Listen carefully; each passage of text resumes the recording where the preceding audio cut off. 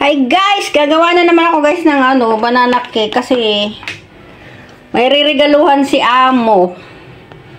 Kunti lang yung gagawin ko guys. O ayan, 4 lang na banana. Tapos etong mga tira-tira lang itong mga flour.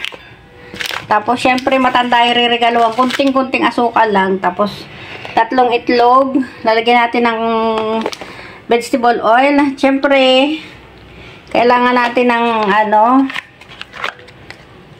baking soda, baking powder at baking soda. Ayan.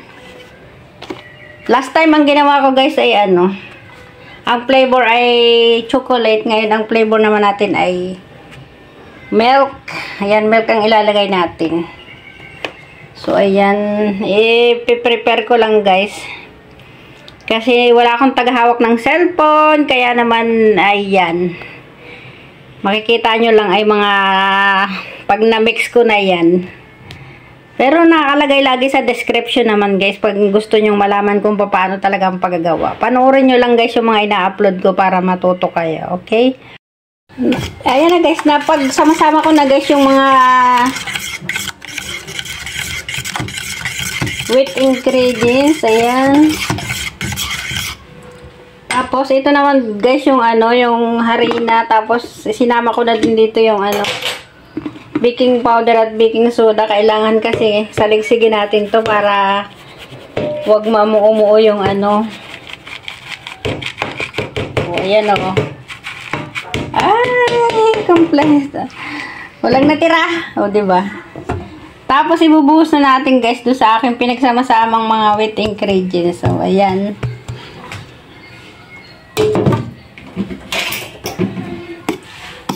So guys, pag sa palagay natin ay medyo malabnaw yung timpla kasi hindi ko tinakal ngayon. Marami naman akong stock na flour. Magdagdag na lang ako ng flour pero sa tingin ko eksakto lang kasi magaling naman akong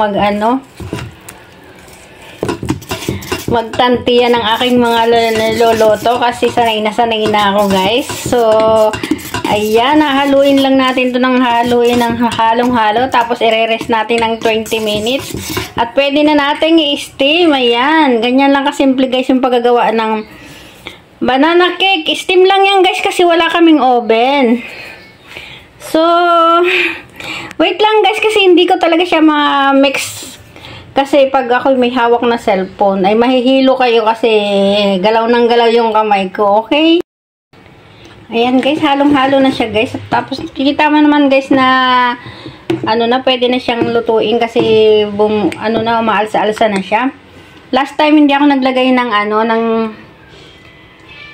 putawkan. Ayan, dry fruits guys. Eto, lalawakan natin ng dry fruits. Ang tawag dito ay putawkan. Kasi ito ay ubas. Ang tawag sa ubas ay putaw. Akala ko nung araw, kung ano yung putaw na sinasabi, yung pala, sa Chinese pala, ang ubas ay putaw. So, lalagyan natin ng putawkan. Dry na ubas. So, ayan, pwede na siya, guys. Nag-ready na din ako ng paglalagyan ko, paglulutuan ko. At nagpainit na din ako ng steamer. Yung steamer kasi kailangan mainit na mainit mo ilalagay itong paglulutuin mo para umalsa siya ng todo. Kasi pag inilagay mo to ng hindi mainit yung steamer ay hindi siya aalsa. So kailangan ay mainit na mainit. So ayan na nga guys, isasalin ko na siya para maluto ko na. Ganon kabilis guys. Pag ako nag-prepare guys ay within 15 minutes tapos na. And then, re-rest lang ng 15 minutes, 20 minutes lulutuin. Tapos, 30 minutes luto na. Within 1 hour, mayroon na agad akong cake. Ganun ako kabilis gumawa, guys. Hindi na nag-iisip, okay? Ayan na, guys. Malapit. Pwede nang ilagay dito sa kasi mainit na, guys, ito. Yan, nagpainit kasi ako ng steamer. Kasi hindi naman pwedeng lutuin pag hindi mainit. So, ilagay na natin siya, guys. Mainit na talaga siya. So, ayan, within 30 minutes guys, luto na siya. Papakita ko sa inyo pag luto na ang aking special banana steam cake kasi may lahok na ano, dry grapes. Okay, tatakpan ko na, guys. Guys, ayan na, guys, 'di ba? Paglagay ko kanina, guys, ang liit-liit niyan. Ngayon, guys, tingnan niyo naman, guys, sobrang lumaki ang aking banana steam cake. Ayan. Oh, 'di ba? So, ayan na nga, guys, luto na ang ating steam banana cake. Oh, ang bilis lang, oh, 'di ba, guys? Sabi ko sa inyo, within 1 hour, guys, may masarap na tayong cake. Ayan, ganyan ako kabilis gumawa, guys. Oh, 'di ba? Ayan. Hi, guys, for today's video, gagawa na naman ako ng Taiwanese na ulam. Ayan, ito, guys, yun, oh, giniling na baboy. Lalawakan natin ng dry mushroom. Isang itlog, tapos ito yung dahon ng sibuyas at grated na carrots. Yan. Paghahalo-haluin lang natin yan. At dahil medyo may ano pa, guys, ito, oh, mayroon pang yellow-yellow yan. Pinapahupa ko pa yung yellow. Saka ko yan ilalagay. So, ayan. Papakita ko sa inyo, guys, kung anong ihahalo ko dyan. Para makita nyo ko paano ako magluto ng Taiwanese food na napakamurang halaga ay meron ka ng masarap na ulam. O, diba? Ganyan lang ako, guys, kadiskarte dito sa Taiwan. O, ano? Sabi nyo, hindi lang ako caretaker, tagaluto pa. O, sino magpapaluto dyan? O, diba? Wait lang, guys, at akin ang hahalo-haluin ko na yung mga rekado na yan. Para makita nyo na. Umpisa na natin, guys, ang pagmamarinate ng lulutuin kong giniling na baboy. Lagyan muna natin ng oyster sauce. Konti lang. Tapos toyo. Konti lang, ha. Huwag dami. Siyempre, paminta. Ayan. Itlog. Haluin, haluin, haluin. Pero may yellow pa siya. Oh. Lagay na natin dried mushroom. Haluin, haluin. At saka ang sibuyas. O, diba? At ang carrot. Ang daming carrot. O, diba? Yan, yan lang alam niyan, guys. Walang iba. Pero pag gusto nyo ng manamis-namis yung ano, karne, lagyan mo ng mga isang kutsaritang ano, sugar para masarap ang lasa. Kasi hindi kami naglalagay ng magic sarap. So,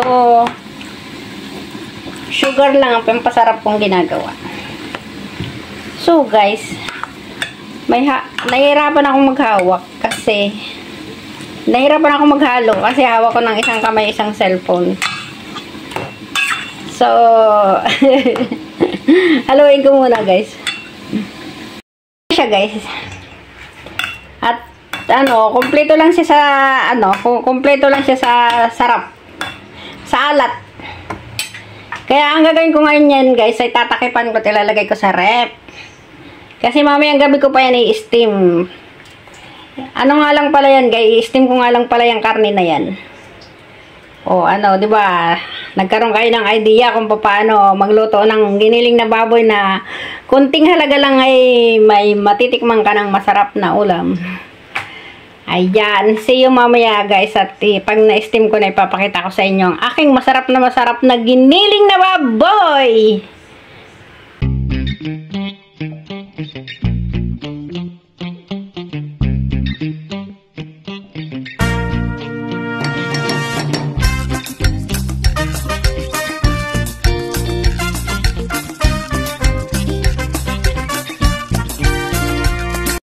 At for today video, guys, ang ulam namin ni Ibalin ay adobo na malaking tilapia.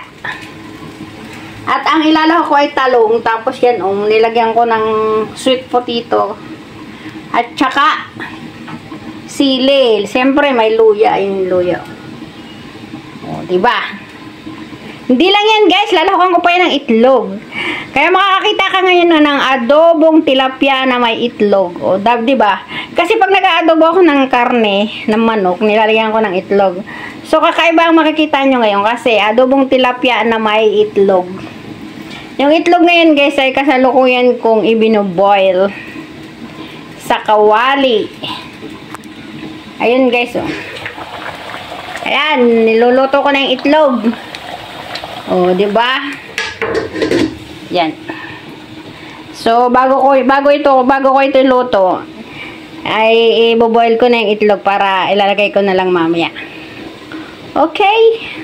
Yan ang aking adobong tilapia. Kompleto ng rekado yan, guys.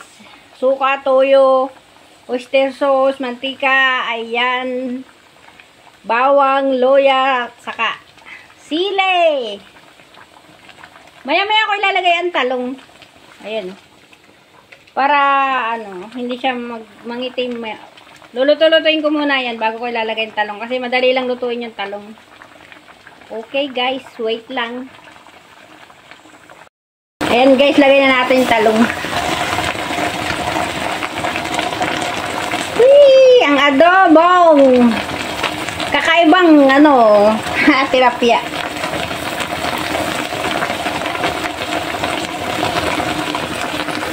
Ayan guys, pinaibabaw ko yung karne. Lagay na din natin yung ating itlog. Ayan, kakaiba no. Adobong tilapia na may itlog. So, ayun na nga guys, tatakipan ko na yan at lulutuin ko sa mahinang apoy. Yan. Ayan guys, luto na ang adobong tilapia. Ang sarap naman guys, lutong-luto na yung aking adobong tilapia. Kaya kakain na kami ni Evelyn. Ang sarap ng aming tanghalian ngayon, adobong tilapia. Nakatikim na ba kayo ng ganyang adobong tilapia? Baka hindi, ako lang ang may idea niyan kung paano ko ginawa yan. O, ayan. Pwede nang hanguin, may sabaw-sabaw.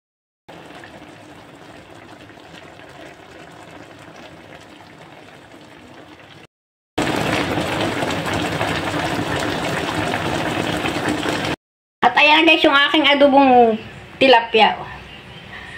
Yan, luto na ang aming tanghalian ni Evelyn. At ito naman yung aking salad na talbos kamuti. Ako lang kakain niya kasi sa Evelyn din nakain yan. Mayroon din kaming barbecue yung baboy. At brown rice. Saka meron din kaming mushroom yan na ginisa. May halo na carrots. Saka mushroom na dry. Ano ba yung taingan daga? Ayan. Siyempre may litos. So, ayan guys, for today video yan ang aming tanghalian ni Evelyn. Ayan. Sarap.